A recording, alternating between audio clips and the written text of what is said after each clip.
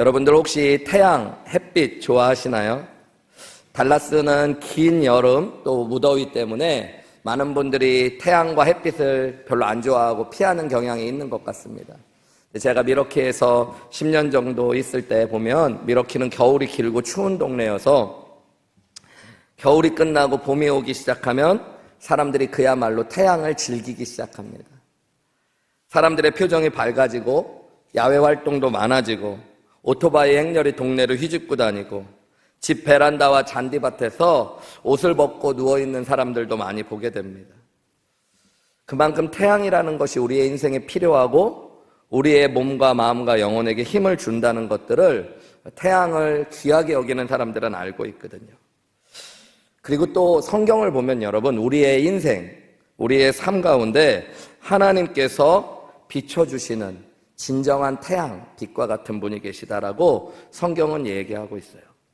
결론적으로 말씀드리면 그분이 바로 예수 그리스도이십니다. 오늘 우리는 말라기의 마지막 말씀을 나눌 거예요. 그리고 이 말라기의 마지막 말씀은 구약 성경에도 마지막 말씀이 됩니다. 한마디로 말라기의 결론, 그리고 구약 성경의 결론을 우리가 살펴볼 텐데요. 말라기 선지자가 살았던 시대를 여러 번 말씀드렸지만 한 번 더 여러분이 생각해 볼 필요가 있습니다. 말라기 선지자 시대의 이스라엘 백성들은 바벨론의 긴 포로기를 끝나고 예루살렘으로 돌아오기 시작했습니다.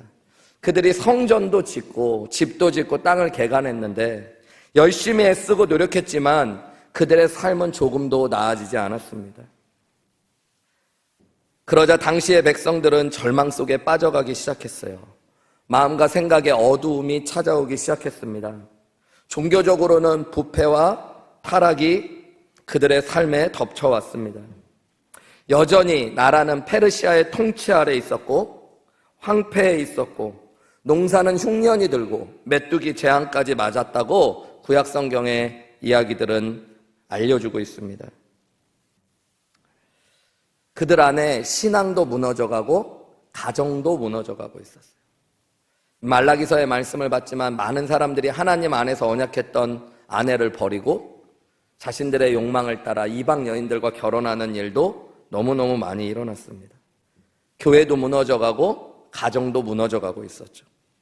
자연히 그들의 마음속에는 비관적이고 냉소적인 생각들이 가득 차기 시작했습니다. 하나님이 우리를 사랑하시기는 하는가? 하나님을 믿는 것이 무슨 소용이 있는가? 이렇게 이야기했다고 말라기는 기록하지만 실제로 그들이 하고 싶었던 말은 하나님은 우리를 사랑하시지 않아. 하나님 믿어도 아무 소용없어. 이 얘기를 하고 있었던 거죠. 한마디로 말라기 선지자 시대의 이스라엘 백성들의 영혼, 마음, 육신, 삶, 가정, 교회는 병들어 있었고 무너져가고 있었습니다. 그때 하나님께서 보낸 선지자가 말라기 선지자입니다. 말라기의 이름의 뜻은 나의 사자, 내가 보낸 사람이라는 뜻이에요. 우리가 말라기서의 말씀을 계속 살펴봤지만 하나님은 이스라엘 백성들이 깨닫고 있지 못했던 삶의 문제와 위기를 다 알려주셨어요. 너희가 지금 어둠 가운데 있다, 질병 가운데 있다 라고 말씀해 주셔요. 그런데 거기서 그치는 게 아니라 말라기 3장에도 한번 나왔지만 오늘 본문의 말씀에도 보면 여호와의 날이 임할 것이다. 하나님께서 어떤 일을 하시는 날이 임할 거래요.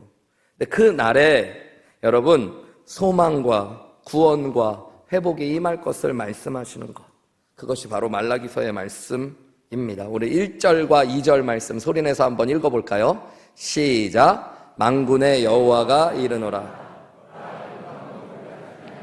그러니 교만한 자와 악을 행하는 자는 다 지푸라기 같을 것이라. 그 이르는 날에 그들을 살라 그 뿌리와 가지를 남기지 아니할 것이로되. 2절이요. 내 이름을 경외하는 너희에게는 공의로운 해가 떠올라서 치료하는 광선을 비추리니 너희가 나가서 외양간에서 나온 송아지같이 뛰리라. 여러분 1절 말씀으로 가면 뭐라고 말씀하시냐면 불같은 용광로 불같은 날이 이를 것이다. 그리고 그 이르는 날에 이런 어떤 특별한 날을 지금 강조하고 있죠. 예. 여러분 그뿐만이 아닙니다. 3절 말씀에도 보면 이렇게 이야기합니다. 그들이 내가 정한 날에 어떤 일들이 일어날 것을 지금 이야기해요. 5절에도 마찬가지입니다. 5절에도 뭐라 그래요? 보라 여호와의 크고 두려운 날이 이를 것을 이야기하고 계세요. 1절로 다시 돌아오면 이 날에 어떤 일이 생길까요? 두 부류의 사람들이 나눠진대요. 첫 번째로는 교만한 자, 악을 행하는 자들. 이 사람들은 어떻게 되냐면 지푸라기가 불에 타는 것처럼 살라서 아예 사라져버렸다. 심판받고 멸망당할 것을 이야기하고 있습니다. 근데 반대로 2절에요. 이 날에 하나님을 경외하는 자들은 공의로운 해가 떠올라서 치료하는 광선을 비춰주시고 너희가 나가서 외양간에서 나온 송아지같이 뛸 것이다 라는 것이 오늘 말씀의 결론입니다. 여러분, 하나님께서는 지금 이 여호와의 날에 하나님을 경외하지 않고 교만한 자들은 심판받지만 하나님을 경외하는 자들은 어떻게 하신대요? 공의로운 해가 떠올라서 그들에게 치료하는 광선이 비춰주고 외양간에서 나온 송아지처럼 뛰게 하신대요. 여기 보면 여호와의 날에 하나님을 경외하는 자들에게 공의로운 해가 떠오른대요. 의로운 태양이 떠오를 것이다 라고 이야기해요. 여러분, 이게 누구를, 무엇을 얘기하는 걸까요? 5절 말씀으로 보시면 이것에 대한 힌트가 나와요. 우리 같이 읽어볼까요? 시작. 보라, 여호와의 크고 두려운 날이 이르기 전에 내가 선지자 엘리야를 너희에게. 이날 공의로운 해가 떠오르기 전에 선지자 엘리야를 보내겠대요. 신약 성경에 보면 제자들이 메시아가 오시기 전에 오신다는 엘리야가 누굽니까? 질문했을 때 예수님께서 이 엘리야가 침례 요한이라고 알려주셨어요. 그러니까 이 여호와의 크고 두려운 날 임하는 공의로운 해는 누구냐면 예수님, 구원자 메시아로 오시는 예수님을 이야기하고 있는 것입니다. 여러분, 한마디로 하나님을 경외하는 자들에게 하나님께서는 예수님을 보내주셔서 그분이 공의로운 태양처럼 우리 가운데 오셔서 우리에게 치료하는 광선이 되시고 우리를 외양간에서 뛰어노는 송아지처럼 뛰게 하시겠다라고 약속하고 있는 거예요.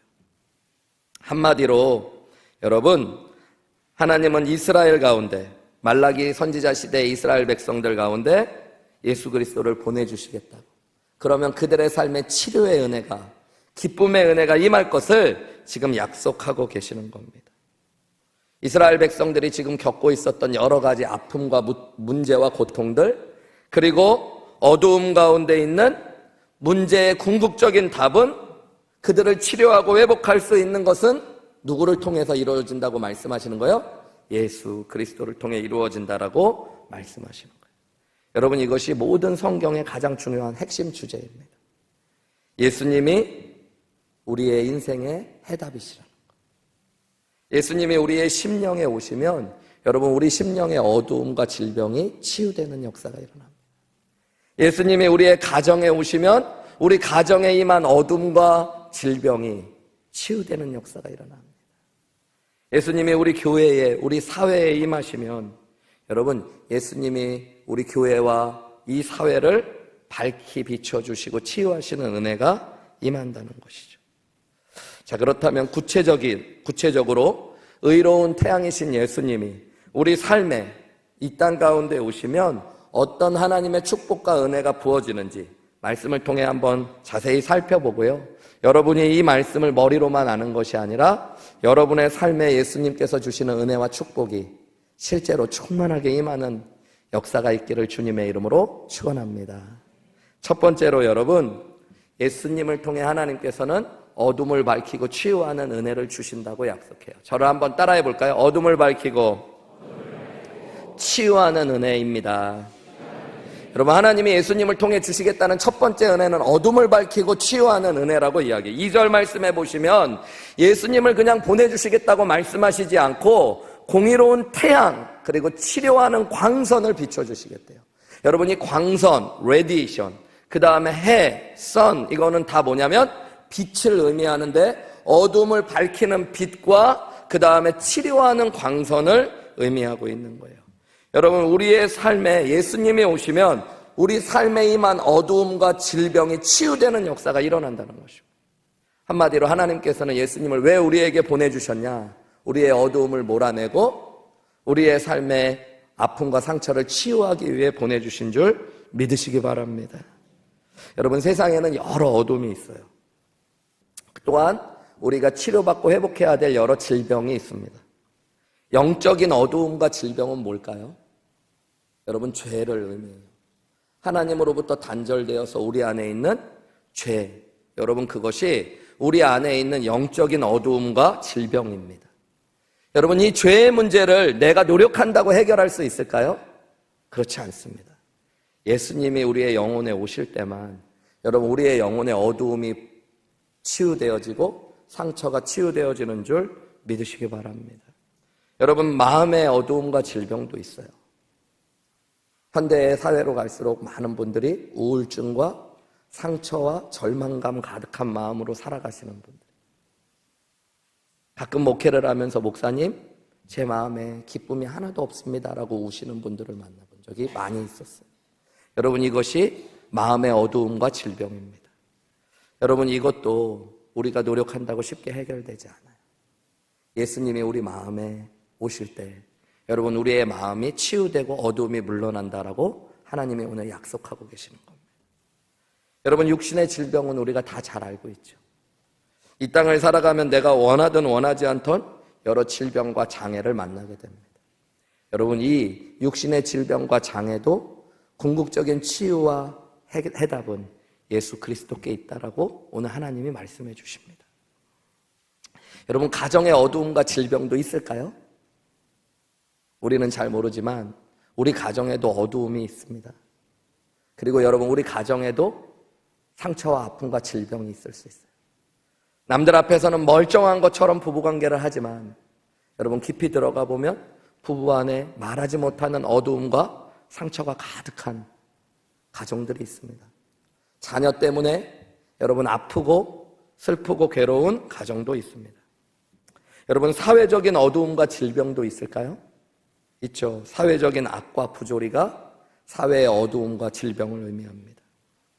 여러분, 우리 중에 어둠과 질병을 좋아하는 분 계세요? 누구나 우리는 건강하고 밝고 행복한 삶을 살기 원하죠. 밝고 건강한 영혼을 가지고, 밝고 건강한 마음을 가지고, 밝고 건강한 육신으로, 밝고 건강한 가정에서, 밝고 건강한 교회 생활을 하기를 원합니다. 앞에도 말씀드렸지만 여러분, 이것은 우리가 노력하고 애쓴다고 얻을 수 있는 게 아니에요. 노력하고 애쓰면, 도덕적인 교육을 받으면, 좋은 정치 지도자를 뽑으면 어두움이 사라지고 질병이 치유되는 것이 아니라는 것입니다. 여러분, 문제를 조금 완화시킬 수 있고 조금의 개선과 발전이 일어날 수는 있을지 모르겠지만 진정한 치유와 회복은 예수 그리스도 안에 있다라고 하나님이 우리에게 말씀하십니다. 우리가 가진 어두움과 질병은 그것이 영적이든 심리적이든 육신적이든 가정적이든 사회적이든 교회적이든 여러분, 예수 그리스도를 통해 하나님의 은혜의 빛, 생명의 빛이 비춰질 때만 어둠이 물러나고 상처가 치유받는 하나님의 은혜를 누릴 수 있는 줄 믿으시기 바랍니다. 예수님이 우리의 마음에 찾아오셔서 온전히 우리의 삶을 주관하실 때 여러분, 어둠이 물러나게 됩니다. 여러분, 실제로 어둠이라는 건 실체가 아니에요. 어둠은 여러분, 관념과 개념적으로 존재하는 것이지 물리적으로 존재하는 건 아닙니다. 빛은 물리적으로 존재하는 것. 빛은 입자가 있는 물질입니다. 근데 어둠은 뭐를 어둠이라고 그럴까요? 물리적으로 존재하는 게 아니라 빛이 없는 걸 어둠이라고 그러는 거예요. 여러분, 어둠은 언제 사라질까요? 그래서 빛이 오면 사라지는 거예요. 쥐어짠다고 어둠이 사라지거나 선풍기를 틀어놓는다고 어둠이 사라지는 게 아니라 여러분, 어둠은 빛이 오면 사라지는 거예요. 요한복음 1장에 보면 하나님께서 예수님을 이 땅에 보내시면서 예수님을 뭐라고 소개하고 계시냐면 The True Light, 참 빛이라고 해요. 여러분, 이 땅의 진정한 빛이 누구라고요? 예수 그리스도. 요한복음 1장 5절에 보면 이런 말씀이 있어요. 빛이 어둠에 비치되 어둠이 깨닫지 못하더라. 근데 이 깨닫지 못한다고 번역한 헬라어 단어가 케텔라빈이라는 단어인데 이 단어는 원래 이기지 못한다는 단어입니다. 그래서 이렇게 번역할 수도 있는 거예요. 빛이 어둠에 비치되 어둠이 이기지 못하더라. 그래서 많은 영어 성경이 이렇게 번역하죠. Darkness cannot overcome the light. 여러분, 어둠은 결코 뭐를 이길 수 없어요? 빛을 이길 수 없어요. 내 안에 어두움을 몰아내고 밝은 영혼, 밝은 마음, 밝은 가정, 밝은 교회를 누리기 원한다면 여러분 누가 오셔야 되는 걸까요? 예수님이 오셔야 돼요. 여러분의 삶에 예수님이 날마다 오시도록 기도하시고 초청하는 게 해답인 줄 믿으시기 바랍니다. 여러분뿐만 아니라 우리 안에 있는 내가 원하든 원하지 않든 받게 됐던 상처와 질병들, 그게 마음이든 영혼이든 내 삶이든 가정이든 여러분 치유하실 수 있는 분도 예수 그리스도이심을 믿으시기 바랍니다. 이사야서 53장 5절에 보면 하나님께서 주전 700년경에 이사야 선지자를 통해서 예수님을 보내주시겠다고 약속하면서 이렇게 말씀하셨어요. 우리 같이 읽어볼까요? 시작. 그가 찔림은 우리의 허물 때문이요 그가 상함은 우리의 죄악 때문이라. 그가 징계를 받음으로 우리가 평화를 누리고 그가 채찍에 맞음으로 우리는 나으리라. 여러분 예수님이 찔리시고 상하시고 징계를 그리고 채찍에 이미 맞으셨습니다. 그리고 십자가의 죽으심으로 다 이루셨다라고 말씀하시므로 우리가 나음을 입은 줄 믿으시기 바랍니다. 예수님이 우리를 치유하실 수 있어요. 여러분 사람은 여러분을 치유할 수 없어요. 제가 어려서 교회를 다닐 때 저희 교회에 1살 어린 여동생이 하나 있었는데 아주 어렸을 때부터 어머니들끼리 친해서 여동생같이 이렇게 자랐던 동생이에요. 이 동생이 공부도 잘하고 얼굴도 예쁘고 다 귀한 애인데 특징이 뭐였냐면 중학교 때부터 남자친구가 없는 시간이 거의 없어요. 막 한 몇 년을 사귀다가도 헤어지면 그 며칠 안에 또 새로운 남자를 만나. 근데 그게 중학교 때만 그런 게 아니라 고등학교 때도 대학교 때도 그러는 거예요. 그리고 헤어지면 너무 힘들어하고. 예. 근데 그걸 꼭 항상 저한테 다 얘기를 했어요. 너무 힘들다고 막 헤어졌만 힘들어하다가 며칠 뒤엔 또 누구 사귄다고 또 얘기하고 계속. 그래서 어느 날 너 왜 그러냐고 내가 물어봤더니 이 아이가 해준 얘기가 있었어요. 자기 안에 상처와 어두움이 있다는 거예요. 마음에. 그게 뭐냐면 아버지가 일찍 어머니랑 자기를 버리고 다른 여자랑 재혼을 해서 아버지 없이 자란 거예요. 그래서 자기는 남자 친구에게서 그것을 보상받고 싶고 자기 안에 있는 어두움과 상처를 치유받고 싶은데 만나면 만날수록 더 어두움과 상처만 가득하다. 그래도 제가 좋은 오빠여서 나쁜 오빠였으면 그럼 날 만날래? 이랬을 텐데 그때 뭐라고 이야기했냐면 너 예수님 만나야 돼. 남자가 아니라 예수님만이 네 안에 있는 어두움과 상처를 치유할 수 있다. 그 동생이 제 말을 듣고 교회를 오래 다녔지만 예수님을 만나고 싶다고 얘기해서 제가 복음을 전하고 예수님을 영접했는데 그 순간 이 아이가 고백했던 것은 내가 예수님 만나고 나서 진짜 내 안에 어두움이 사라지고 상처가 치유받는 은혜를 누린다.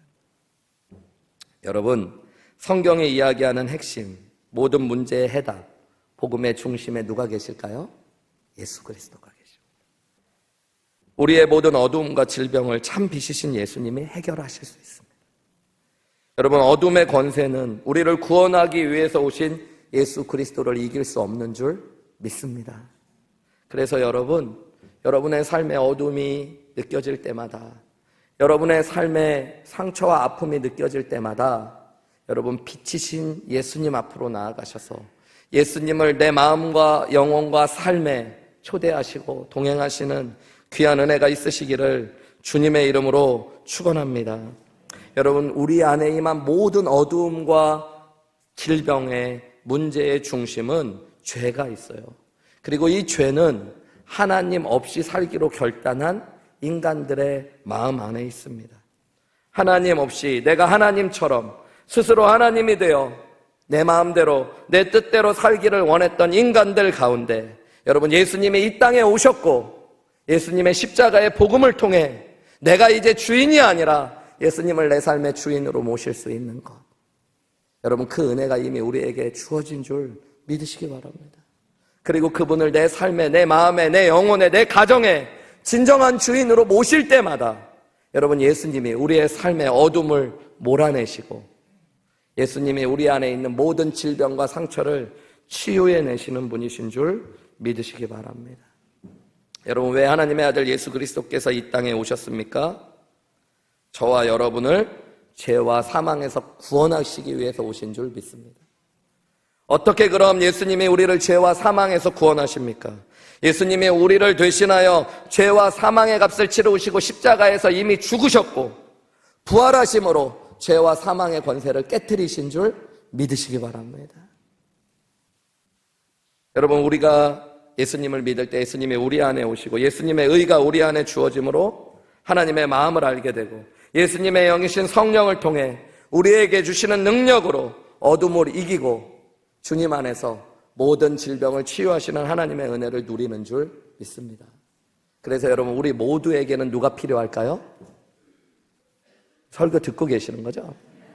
우리 모두에게는 누가 필요해요? 예수님. 여러분, 그걸 아시는 게 중요한 겁니다. 내 삶에 예수님이 필요하다는 걸 여러분 고백하는 게 은혜 중에 은혜예요.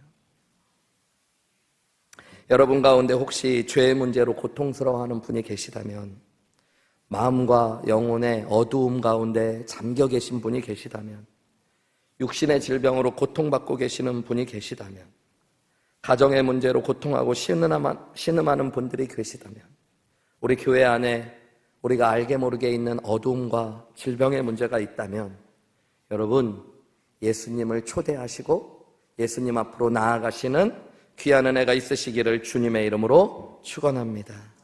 그러면 예수님의 은혜가 우리의 심령과 삶을 비출 때 죄사함의 용서 그리고 회복의 은혜를 경험하는 축복 우리 안에 이루어질 수 있는 줄 믿습니다.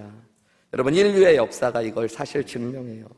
예수님을 진정으로 주인으로 모시고 예수님과 동행한 사람들이 일어날 때 그들의 심령이 회복되었고 삶이 회복되고 가정이 회복되고 교회가 회복되고 사회의 부조리가 정의롭게 바뀌어진 줄 믿습니다. 여러분의 삶 가운데 예수님이 여러분의 삶의 어둠을 제거하시고 여러분의 삶의 상처와 아픔과 질병을 치유하시는 놀라운 은혜가 일어나시기를 주님의 이름으로 축원합니다. 두 번째로, 여러분, 하나님께서 예수님을 통해 우리에게 주시는 은혜는 자유와 기쁨의 은혜를 주신다는 거예요. 저를 한번 따라해 보실까요? 자유와 기쁨의 은혜를 주십니다. 오늘 우리가 읽은 본문 말라기 4장 2절 말씀에 보면 후반부에 뭐라고 그래요? 공의로운 태양 예수님을 보내주셔서 우리에게 치료하는 강선을 비춰주시고 그 다음에 뭐 한대요? 너희가 나가서 외양간에서 나온 송아지같이 뛰리라. 여러분 한번 상상해 보세요. 묶여 있었던 송아지가 묶인 것을 풀고 외양간 밖으로 나가서 뛰는 모습을 상상해 보세요. 어떻게 뛸까요? 저는 사실은 송아지를 잘 못 봐가지고 도시남이거든요, 보기보다. 그래가지고 유튜브에서 쳐봤어요. 송아지 뛰는 거 뭐 이렇게 해갖고 쳤더니요 몇 개 나오는데, 근데 여러분 진짜 송아지가 어떻게 뛰는지 아세요? 여러분, 캥거루 같이 뛰더라고요. 빨리 달리는 게 아니라 발이 붙어 있지 않아요. 껑충껑충 얼마나 기쁘고 좋은지 막 웃으며 행복하며 뛰는 거예요. 여러분, 괴로워서가 아니라. 여러분, 오늘 하나님께서 그 말씀을 주셔요. 예수님이 우리 삶에 오시면 우리가 묶여있고 눌려있는 것으로부터 자유하며 하나님 앞에 기뻐 뛰게 되는 놀라운 축복을 허락해 주시겠다는 겁니다. 하나님의 치유와 회복의 은혜가 임하며 우리 삶에 억눌리고 묶여있던 문제로부터 우리가 자유하게 된다는 거예요. 그리고 그것에 그치지 않고 주님 앞에서 펄떡펄떡 뛰며 기뻐하는 역사가 여러분 일어나는 것, 그것이 하나님이 예수님을 통해 우리에게 주시는 거예요. 여러분, 이 기쁨을 누려보셨습니까? 여러분, 예수 믿고 막 펄떡펄떡 뛰어보셨어요? 우리 중고등부 아이들이요, 예배하는 모습을 목사님 꼭 보셨으면 좋겠다고 수양회 때 예배했던 것들을 찍어갖고 저한테 보내준 적이 있어요. 중고등부 사역자들. 여러분, 우리 중고등부 아이들이 수양회 가면 3시간씩 찬양하고 기도하더라고요. 그런데 그냥 앉아있는 애는 아무도 없어요. 주님 찬양할 때 다 펄쩍펄쩍 뛰면서 그 100명 정도 되는 아이들. 내가 우리 큰 애 작은 애가 중고등부였었기 때문에 그거 보여주면서 야, 너희도 이렇게 기쁘게 찬양하고 기쁘게 예배하는구나. 그랬더니 그 아이가 너무 행복하대요. 예수님 만나서 예수님 때문에 뛰고 찬양하는 게 너무너무 기쁘고 행복한 일이에요. 근데 우리 교회 중고등부 애들이 한번 연합부흥회 한다고 어른들이랑 같이 부흥회 왔다가 애들이 숨 막혀서 다시는 같이 예배 안 드려요. 여러분들 보고요, 어쩜 그렇게 기도를 안 하고 찬양을 정말로 팔짱 끼고 다리 꼬고 뒤로 적겨져서 애들이 어른들하고 이제 다시는 예배 같이 안 드립니다. 여러분, 제가 부끄럽다. 송선민 전도사님, 이시원 전사님 저보다 훨씬 목회를 잘해서. 여러분, 근데 주님 만나면 여러분 예배가 회복되는 역사예요. 기쁨이 회복되는 일이에요. 여러분, 웃지 말라고 해도 막 웃게 되어져요. 예수 만난 사람인지 아닌지는 여러분 얼굴을 보면 나타나는 거예요. 여러분, 뭐 때문에 교회 올 때마다 찌푸리고 오시는 거예요? 뭐가 어려우신 거예요, 그렇게? 날씨가 힘들어요? 오늘은 목사님 좀 그런 날 아닙니까? 무슨 날인지는 모르겠지만 여러분, 근데 항상 그러셔요, 많은 분들이. 저만 보면 이렇게 막 찡그리고. 물론 제가 정우성 같이 요즘 제일 잘생긴 사람이 차은우 같이 생겼으면 여러분이 항상 웃으시겠죠. 그래도 여러분, 예수님 생각하면 기쁨이 막 넘치고 뛰어놀게 되는 것 같아요. 우리 금요일날 사도행전 말씀, 지난 금요일날 3장 말씀 나눴는데, 성전 미문에 앉은 안진뱅이가 일어나는 사건. 매일같이 성전에 앉아서 구걸하면서 하나님 앞에 예배하러 가지도 못하고 동전 몇 푼 얻으려고 했던 그가 어느 날 돈을 구걸하고 있는데 앞에 두 남자가 서게 됩니다. 그 남자들이 자기를 보라고 이야기해요. 그래서 그를 봤더니 그가 이렇게 이야기합니다. 금과 은은 내게 없거니와 내게 있는 것으로 내게 주노니 곧 나사렛 예수 그리스도의 이름으로 일어나 걸으라. 그때 이 안진뱅이가 어떻게 했을까요? 우리 사도행전 3장 우리 6절부터 10절까지 제가 빠르게 읽어볼게요. 베드로가 이르되 은과 금은 내게 없거니와 내게 있는 이것을 내게 주노니 나사렛 예수 그리스도의 이름으로 일어나 걸으라 하고 오른손을 잡아 일으키니 발과 발목이 곧 힘을 얻게 되었대요. 그리고 나서 우리 8절 말씀 같이 읽어볼까요? 시작. 뛰어 서서 걸으며 그들과 함께 성전으로 들어가면서 걷기도 하고 뛰기도 하며 하나님. 여러분, 말라기의 약속이 사도행전에 이루어진 거예요. 어떤 예수님을 만났더니 베드로와 요한이 전해주는 예수님을 내가 노력도 안 하고 애쓰지도 않았지만 그저 예수님을 내 삶에 받아들였더니 내 육신의 질병이 치유되고 나서 어떻게 되어져요? 성전에 들어가 뛰며 하나님을 예배하는 역사. 여러분, 이게 교회고 이게 예배인 줄 믿습니다. 내가 정말 예수님 만났으면 그분 때문에 기뻐서 주님을 뛰며 예배하는 것. 여러분, 그 은혜가 여러분 가운데 있으시기를 주님의 이름으로 축원합니다. 저도 어저께 말씀 묵상하고 기도하면서 떠오른 게 청년 때, 중고등학교 때 예수님 처음 만나고는 얼마나 예수님 예배하는 게 기쁜지, 걸어가면서도 찬양이 흥얼흥얼 나오고 정말로 예배할 때마다 그 기쁨과 뛰놀듯이 주님을 예배했는데 어느 순간부터 목회를 하고 성경을 알고 믿는다고 하면서 그 기쁨이 내 안에 잃어버려져. 어저께 한참을 주님 앞에 기도하면서 그런 생각했어요. 주님, 내가 기쁨만 잃어버린 것이 아니라 예수님도 잃어버렸으면 어떡하죠? 내 삶의 진짜 치유자 되시고 구원자 되시는 예수님을 잃어버려서 내가 그 기쁨을 놓쳤다면 주님, 내 안에 그 기쁨을 다시 회복시켜 주시옵소서. 여러분, 그것이 하나님이 우리에게 주시는 은혜인 줄 믿습니다. 여러분, 예수님이 여러분의 마음에 오시면 여러분의 마음이 기쁨으로 가득 차게 됩니다. 여러분의 가정에 예수님이 임하시면 여러분의 가정이 기뻐 뛰는 역사가 일어날 줄 믿습니다. 저는 우리 하누리교회에 진정으로 예수님이 충만하게 임하셔서 여러분 모두가 예수님을 기뻐하며 날마다 예배하는 역사가 일어나시기를 주님의 이름으로 축원합니다. 성경에 보면 이 기쁨을 이렇게 표현해요. 사냥꾼의 올무에서 벗어난 새와 같은 기쁨. 내 발을 사슴과 같이 하사 나를 높은 곳으로 다니게 하시는 기쁨. 여러분 안에 묶여있고 눌려있는 것들을 자유케 하시고 기쁨으로 충만케 하시는 예수 그리스도의 은혜가 임하시기를 주님의 이름으로 축원합니다. 그래서 고린도후서 3장 17절 우리 같이 읽어볼까요? 시작. 주는 영이시니 주의 영이 계십니다.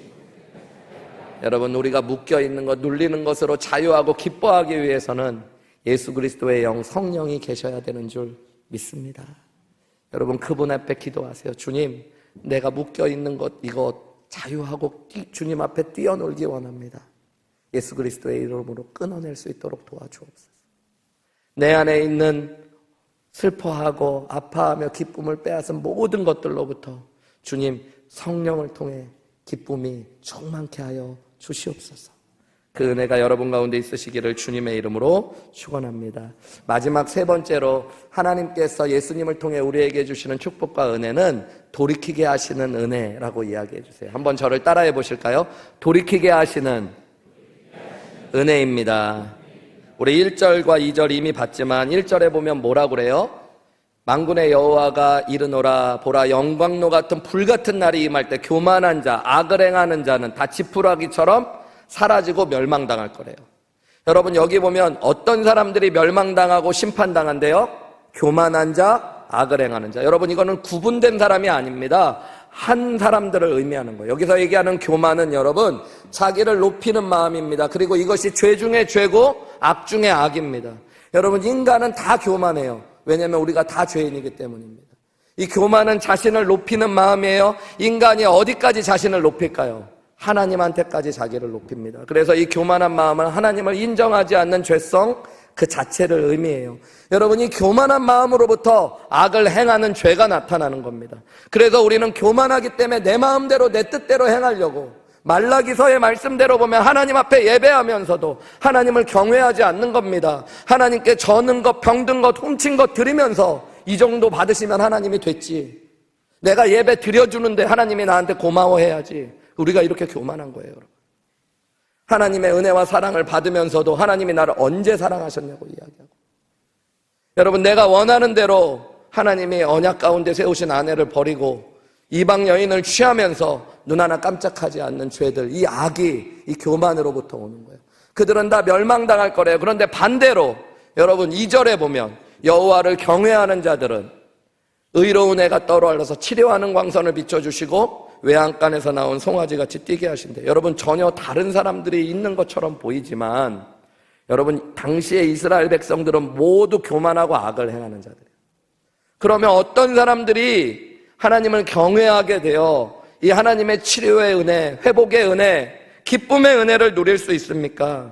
6절 말씀이 그 답을 알려줘요. 우리 6절 말씀 소리내서 읽어볼까요? 시작. 그가 아버지의 마음을 자녀에게 그들이 아버지에게로 돌이키게 하리라. 돌이키지 아니하면 두렵건대 내가 와서 저주로 그 땅을 칠까 하노라. 하나님은 돌이켜야 된다라고 말해요. 그런데 여러분 내가 돌이킨다고 돌이키는 게 아니라 누군가 우리를 돌이키게 하시겠대요. 5절 말씀에 보면 그가 누군지를 알려줘요. 보라 여호와의 크고 두려운 날이 이르기 전에 내가 선지자 엘리야를 너에게. 여러분 침례 요한을 보내주셔서 하나님께서 돌이키게 하셔서 하나님을 경외하는 자들로 삼으시고 그들에게 치료의 은혜, 회복의 은혜, 구원의 은혜, 그들에게 기쁨과 자유함의 은혜를 주신다는 거예요. 여러분 그러니까 이 회개하고 돌이키는 것이 너무너무 중요해요. 이 엘리야가 누구예요? 침례 요한을 의미하고 침례 요한은 회개하고 돌이키라고 얘기해요. 오늘 본문 6절 말씀에도 그래서 돌이키게 하시겠다는 말씀을 계속 하시는 겁니다.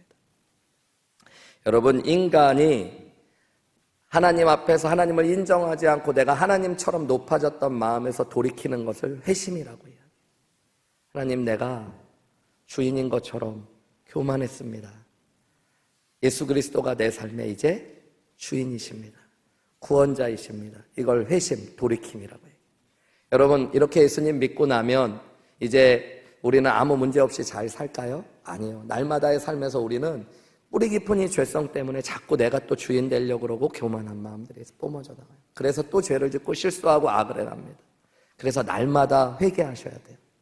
회개라는 건 내 죄를 고백하는 것만을 의미하는 게 아니라 여러분 날마다 내가 주인 되었던 데서 예수님을 주인 되심으로 돌이키시는 겁니다. 하나님 오늘 이 예배의 자리에서도 내가 주인 됐던 것들 내려놓고 예수님이 주인이심을 고백하고 선포합니다. 그렇게 찬양하고 말씀하고 기도 앞에 설 때 여러분 우리의 예배가 회개하고 돌이키는 예배가 되는 겁니다. 아침에 일어나셔서 여러분 큐티할 때 말씀 읽고 내 머리에 지식만 채우는 게 아니라 여러분 날마다 내가 주인 되었던 삶에서 예수님이 주인 된 삶으로 돌이키시고 회개하는 것. 여러분 그게 하나님의 은혜를 누리는 길인 줄 믿으시기 바랍니다. 근데 오늘 본문의 말씀은 돌이키라고 얘기하지 않고 돌이키게 하시겠대요. 여러분 사람이 돌이키고 싶다고 돌이켜지는 게 아니에요. 제가 목회하면서 깨닫는 건 예수 믿으라고 그런다고 믿는 것도 아니고요. 노력한다고 믿어지는 거예요. 제가 어떤 한 분 임종 전에 복음을 전했는데 그분이 울면서 그러시다. 믿고 싶은데 믿어지지 않는데요. 자녀들이 옆에서 그분에게 아빠 지금 곧 돌아가시니까 그냥 영접기도 한 번만 따라하고 그냥 돌아가셔. 그럼 나라도 편하게 제발 좀 막 부탁을 하는데도요. 이분이 안 돼. 못하겠대. 못하겠다고 막 절절 우셔요. 여러분 어떤 분들은요. 말을 알아들었는지 못 알아듣는지도 몰랐는데 예수 믿겠다는 분도 계셔요. 제가 미국에 와가지고 한 번은 어머니 아버님을 모시고 그때는 한 15년쯤 전이죠. 부모님이 그래도 건강해서 미국에 오셨을 텐데 미러키에 있는 아트 뮤지엄에 모시고 갔어요. 그래갖고 엘리베이터를 탔는데 한 미국 할머니가 타셨더라고요. 그러더니 저보고 너 한국 사람이냐고 물어봐요. 영어로 물어보시니까 우리 어머니 아버지 앞에서 내 영어 잘하는 거 보여줘야 되는데 긴장도 하고 그래서 어쨌든 내가 한국 사람이라고 그랬더니 너 뭐 하는 사람이냐고 물어봐요. 그래서 내가 목사라고 그랬더니 자기한테 예수님 좀 이야기해 줄 수 있냐. 우리 부모님 계신데 나 목사고 미국 있는데 못하면 좀 이상하잖아요. 네.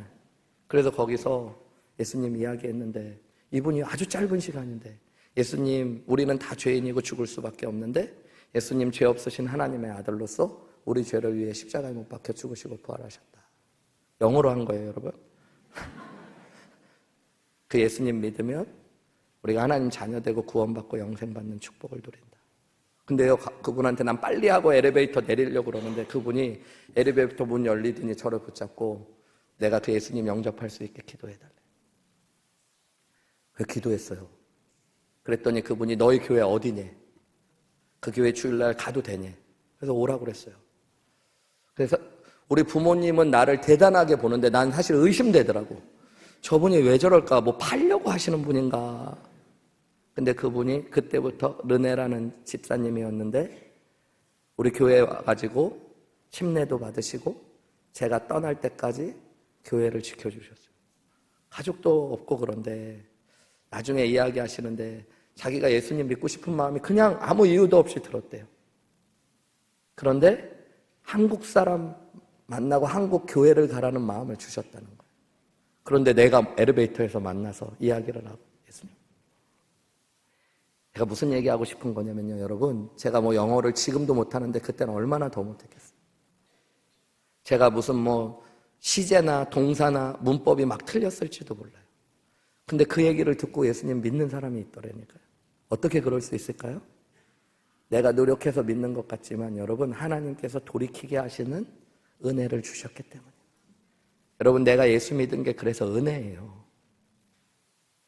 내가 예수 믿은 것 같지만 주님이 복음을 듣게 하시고 예수 그리스도의 십자가의 공로를 깨닫게 하시고 성령 하나님께서 내 마음을 돌이키게 하시는 은혜를 주셔서 내가 예수님을 믿은 것입니다.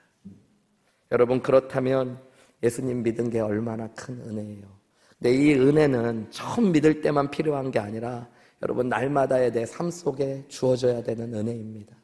앞에도 말씀드렸듯이 우리가 처음 회심할 때뿐만 아니라 날마다의 삶에 회개하며 내 삶의 주인 되었던 것들을 내려놓고 예수님의 주인 되심을 고백하는 게 주님과 동행하는 건데 그것은 날마다 내 삶을 돌이키게 하시는 하나님의 은혜가 필요한 줄 믿습니다. 근데 여러분 중요한 건 그 은혜가 이미 주어졌다는 거예요. 오늘 하나님은 말라기서를 통해서 약속하셔요. 예수님을 보내주실 것이고 그 예수님이 오시면 여러분 우리를 돌이키게 하시는 은혜가 우리에게 날마다 부어질 것이고 그 은혜를 통해 우리를 치유하시고 우리 삶의 어둠을 제거하시고 우리를 기쁨으로 가득 채워주시겠다고 약속하십니다. 여러분 단순히 교회를 왔다 갔다 한다고 예수 믿는 거 아닙니다. 수많은 모임에 참여했다고 예수님을 믿는 것도 아닙니다. 말씀 공부를 열심히 했다고 예수님을 믿는 것도 아닙니다. 우리가 그저 표면적으로 입술로만 예수를 믿는다고 하니까 내 삶의 어둠이 찾아와도 빛이신 예수님의 은혜를 누리지 못하는 그저 어두움 가운데 머무는 거예요.